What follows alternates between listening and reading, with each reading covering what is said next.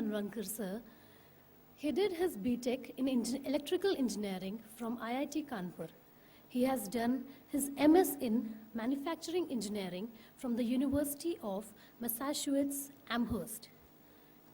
He was Chief Operating Officer in BPL Limited for 5 years.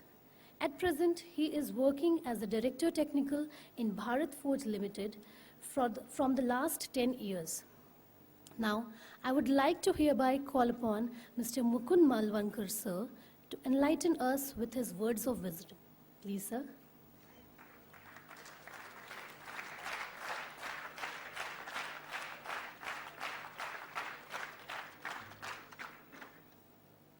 Good afternoon, ladies and gentlemen.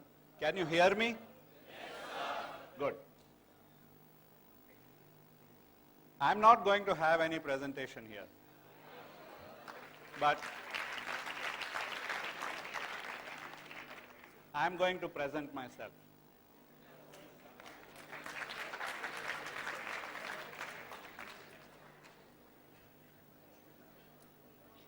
When I'm talking to you,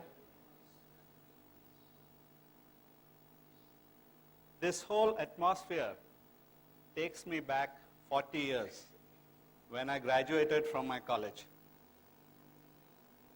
It was a great college, and it had an auditorium just like this which could sit 400 students. And it had a large blackboard. And we had some illustrious teachers. And they were so very well exposed in their field and experts in their field of academics that I remember my teacher of chemistry, he was Dr. C.N.R. Rao, who was head of head of research, and he was also in the Council of Research in India. He used to plan what he is to write on the left side of the board and then move on through the class, which was 1 hour, and move to the other end without rubbing what he had written here. That time has gone. Things have changed. People have moved from blackboards and slates to laptops and to presentations. All of you are part of our future which we did not see. All of you are part of something which we had destined to move to. In my college, when I was learning engineering, when I was learning science, I did not wear a tie. We were students who were eager to learn. We had limited wherewithal, but we had dedicated teachers to show us the path. And I'm fortunate to be here to share my experience of what I have learned and what I have practiced throughout my life. Many a times when I'm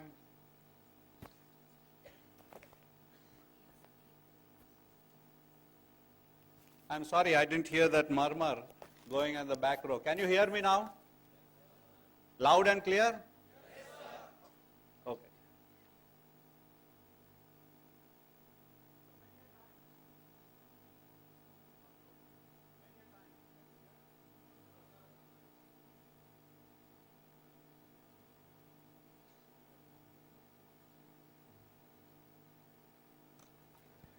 Can you hear me now? Okay. And this is what happens with technology. You have to learn the technology hard way by experimenting. And scientific thinking, and I'm going to talk about scientific thinking. Can you hear? Yes, sir. Okay. What made me what I am today is science and technology. And I don't know what is science and technology and how many of you are interested in science and technology. But to tell you the truth, that our lives are being shaped every day by science and technology. And this whole process of scientific thinking is what is going to make progress in our life. And I'm not going to be making this one-way communication. So I want you not to go to sleep. I'm going to ask you a few questions, or I'm going to allow you to ask me a few questions. And that's going to be the learning. So let me start with a simple question, and if you don't ask me questions, I am going to ask you questions. What do you think you are here for? Can anybody answer that?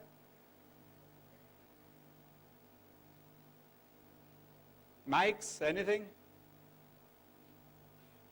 Yes, of course, to gain knowledge. Why do you gain knowledge? What is the difference between knowledge and skills? Knowledge is gaining knowledge, information, and skills is implementing it. When I joined Tata Motors, sit down. When I joined Tata Motors, and I'm going to, with each question, I'm going to relate it to an anecdote in my life, and my anecdote in my professional life, and I'm going to tie this thing together.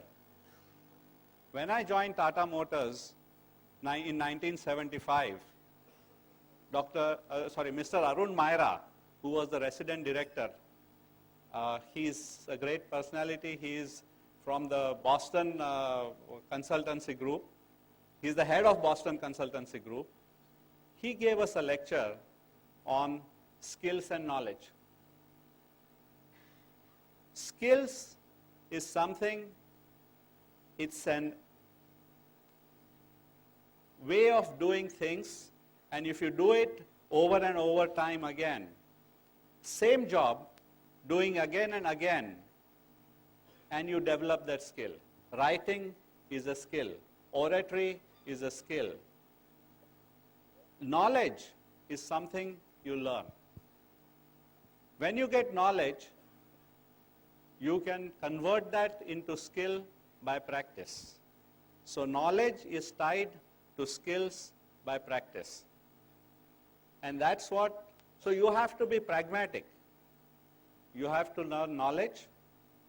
You have to apply your mind, and that's what will get you the skills.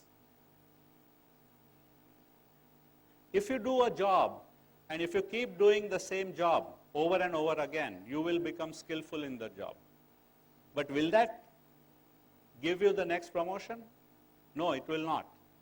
You have to acquire knowledge to be able to learn to do a new job. When you learn to do a new job, and that's what will give you progress. And this is what happens in any business career. You start with certain skills which you have acquired in the class. You have some skills in mathematical analysis. You have some skill in a technical analysis. And when you go into the corporate world, you have to learn the skills in that job. You have to acquire new knowledge to be able to skillfully solve the new tasks that you are going to get. And that's what will make progress. And that is what is going to shape your career. My advice to all of you, quite a few people, young people come to me and ask me, when you employ people, what is the salary that you pay? And I would say that first 5 years, don't ever ask this question. Okay? Ask the question, is the company growing? What is the mission of that company? What is what field of business this company is in.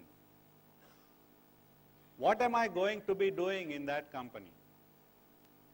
And I'm sure that if you choose your company right, if you choose your company which has certain moral values and certain business standards, you're sure to grow, and you're also sure to make that company grow. When you're starting, you're a very small part of the company. You're not able to shape the organization. The organization is shaping you, and the first 2 years of your career would be an exploratory phase. When you're exploring, try to find out what you like, what you don't like, what you love to do, what you want to do, what you're missing, what you have not done. Ask those questions to yourself, and then take on from there and explore. When I started working, Tata Motors gave me that freedom to explore and to find out what I want to do. I started off as an electronics engineer, moved away to manufacturing, moved into CNC technology, moved into advanced manufacturing and robotics. And that's what you should do. Not only that the organization is going to tell you what you want to do, you have to learn to know what you want to do and how you're going to do. I worked for 14 years in Tata Motors, and then I thought I was a very small part of that whole gigantic organization. And I joined Bharat Forge at that time. Bharat Forge was a very small company. The turnover was 120 crores at that time. Tata Motors was 2,000 crores. Today, I'm happy to be here in front of you, and Bharat Forge has become the world's largest forging company. And an Indian company which boasts to be a technological leader, which boasts to be a manufacturing leader. We struggled. It was not an easy journey. We made our mistakes. We learned from others. When we invested in technology, large-scale technology, in 1990, for example, Bharat Forge invested into new forging plant, which was state-of-the-art. The total investment was 150 crores.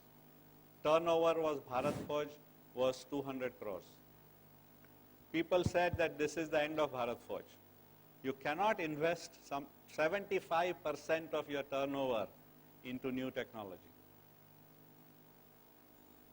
It was a struggle. We struggled for 3 years, 4 years, but then we found our way. The way was to learn, assimilate, apply, ask questions, find solutions. And that's the whole scientific process. Today I find most of the youngsters who come to Bharat Forge, I find them very focused and very mark-centric. They have struggled to get into a good college after 12th standard. I remember when my daughter was studying in the 12th standard, and she scored quite well. She was in in the CET exam. Her rank was 200 or something. And I was sitting in a hall like this where the numbers were flickering, and I was trying to help her to find out which subject, which college to choose from. It was crazy. She wanted to be an electronic engineer, and in COEP, the admissions closed for the computer science with a score of 299 out of 300.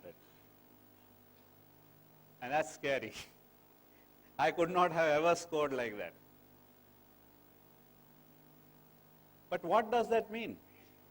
299 out of 300? What does that mean? What is important in education, what is important in your college is that you know what you want to learn. And that flexibility my college gave me. I had freedom to decide which electives.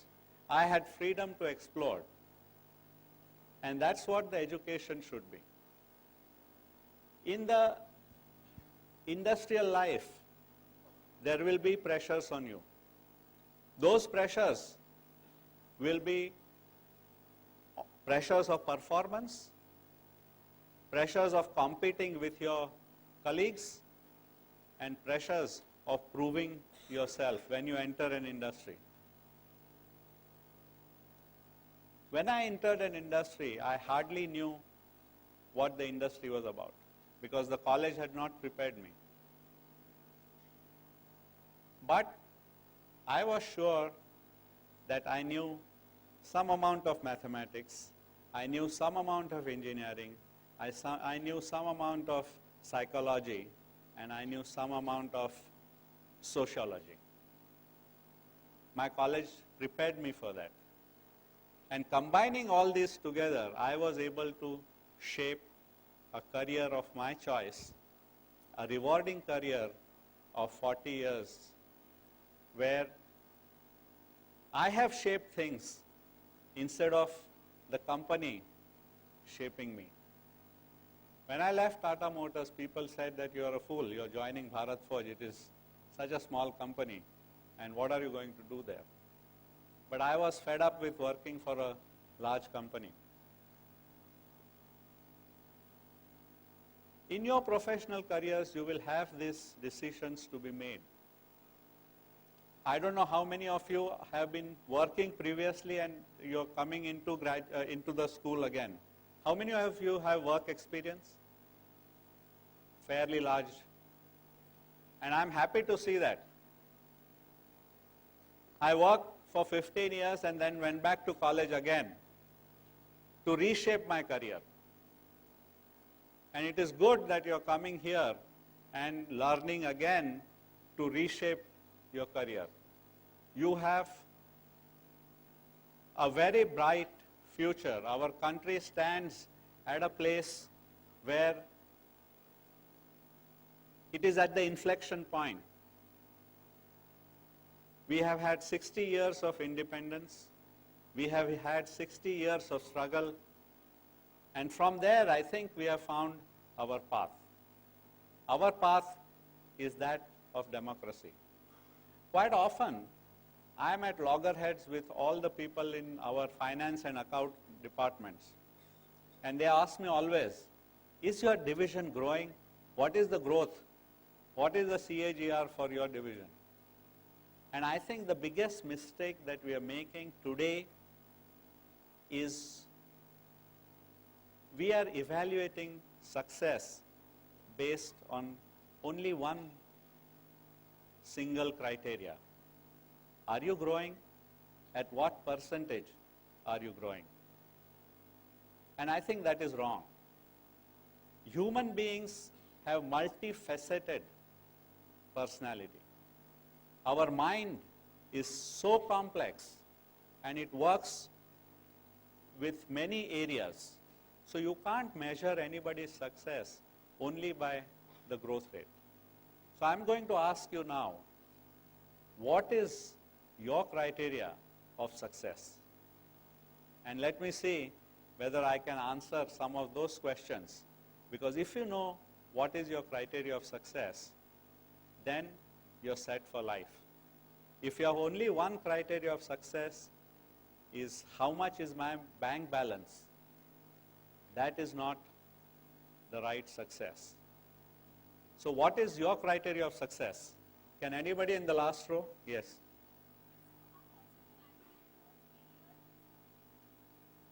Her criteria of success is positive attitude towards, sit down. You just heard a video. Of course, you learn by making mistakes.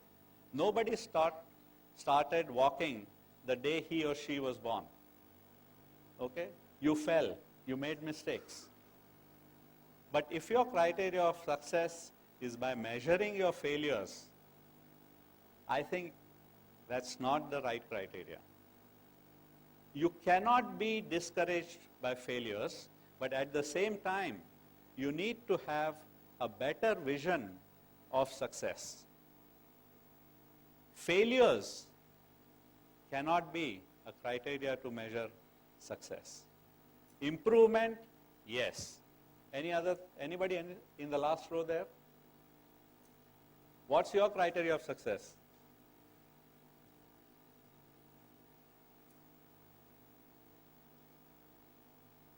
You.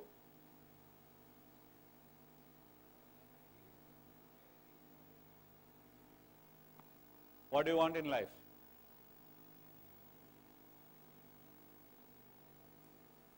If you know what you want in life, his criteria of success is what he wants in life. What do you want in life? Happiness. How do you define a happiness?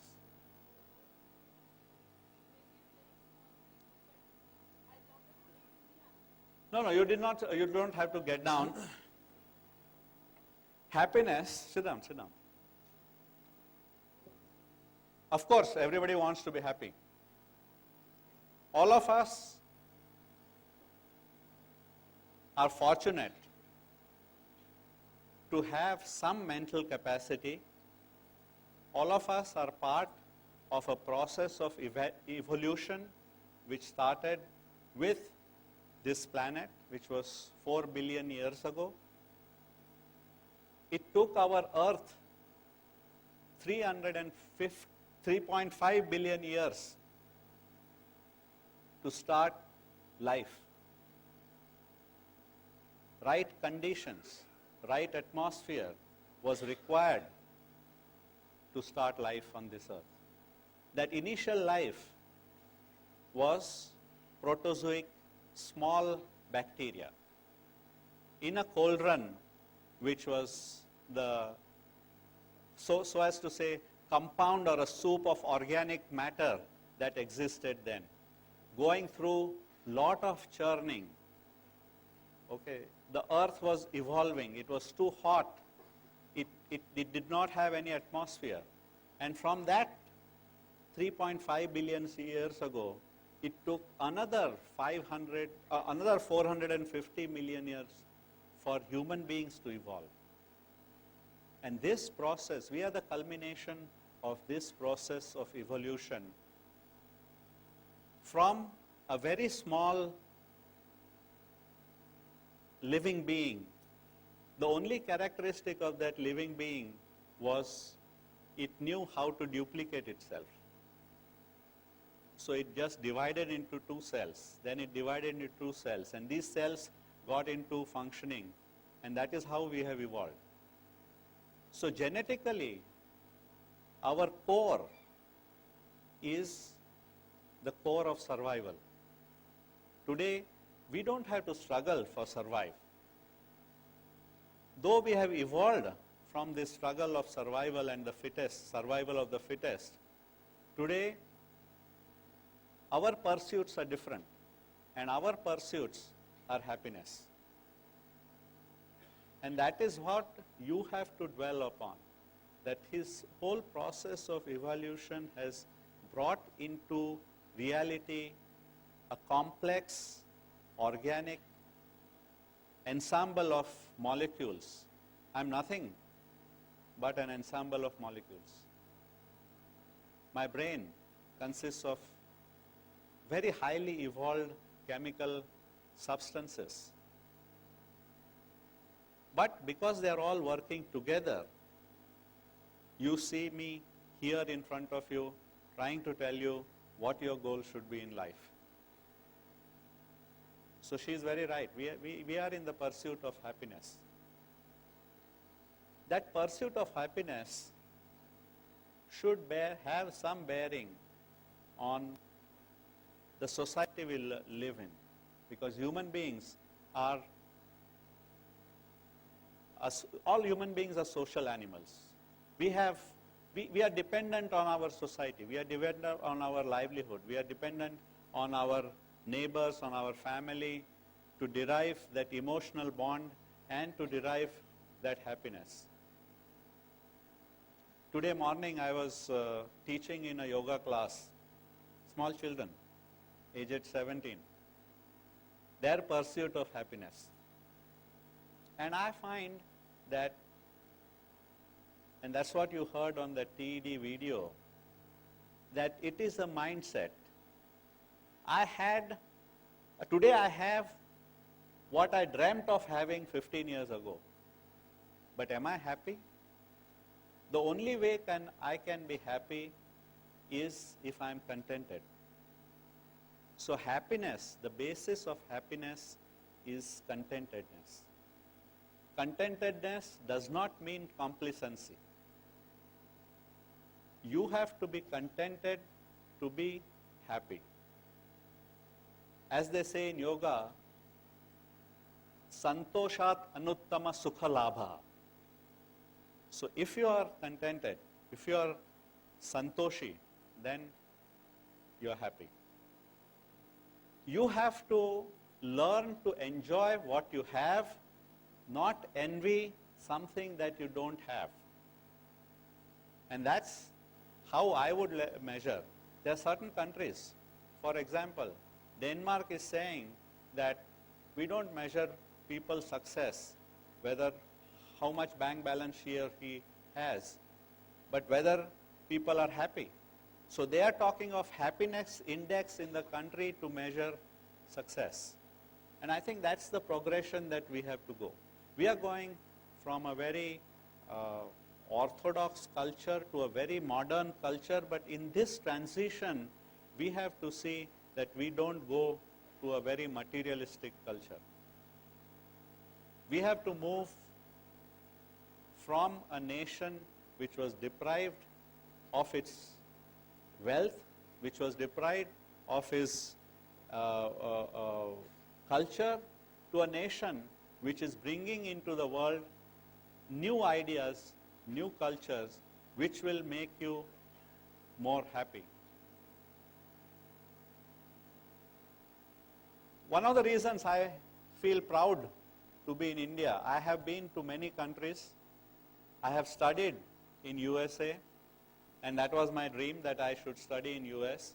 But one of the reasons that I'm happy to be back in India, and I'm happy to be doing what I'm doing, is today our society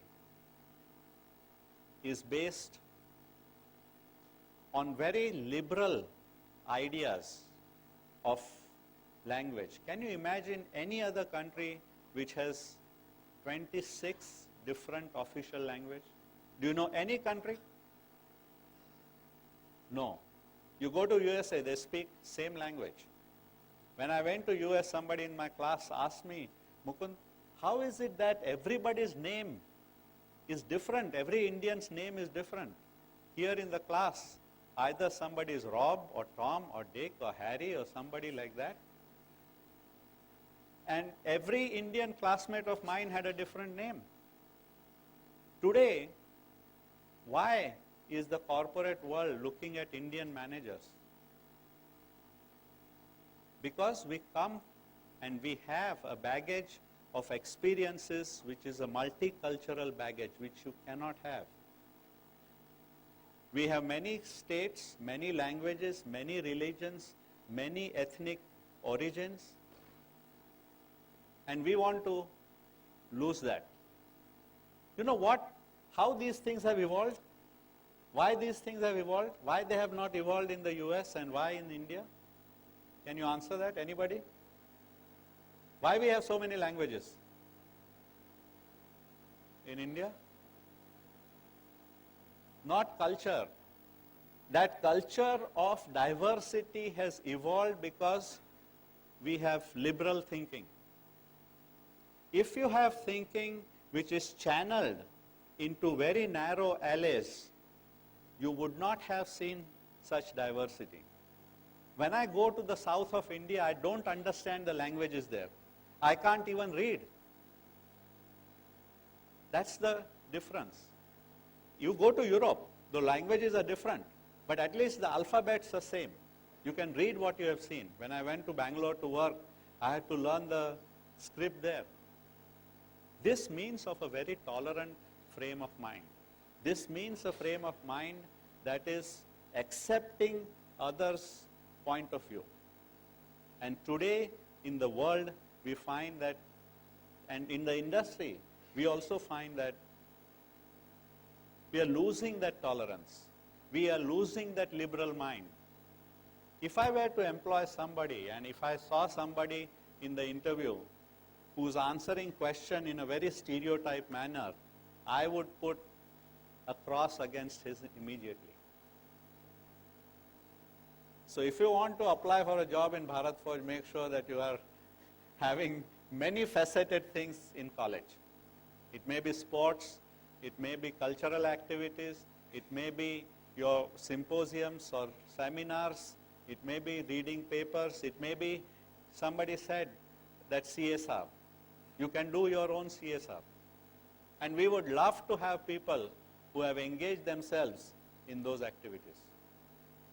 The college should provide you the platform for building yourself, not your career. And that's what I'm here. It was, I told you about my daughter, and I was trying to make a move from Pune to Bangalore at that time. And she also appeared for CET in Bangalore, and she scored a good rank there. And I was sitting with her, and somebody asked me, there were a few students, and I was trying to find out which college she should be going in. So that student asked me, does that college have campus? So I said, yeah, I have visited that college, and I think it has a good campus.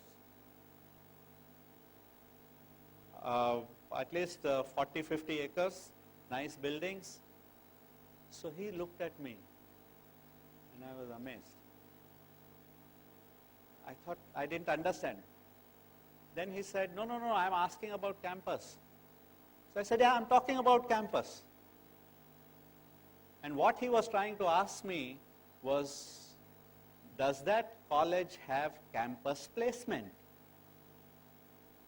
And that was a shock. This fellow is in 12th standard. He's trying to find out whether that college has corporates coming to the college as campus placement. For me, campus meant open areas. You are lucky to have such a big campus here. For me, campus meant sports field. For me, campus meant a gliding club. For me, campus meant a dark room where I could go and do photography. But that's how things have changed. And I want you to wake up. Getting marks to get into good college is not important as finding your path to get into life. Getting into a good college, getting good grades is not important as much as helping your colleagues and some of the people that live in society. I think I have talked about life, I have talked about campus life, I have talked about corporate life. And then I would like you to ask me questions. If you have any questions, I would just love to answer them.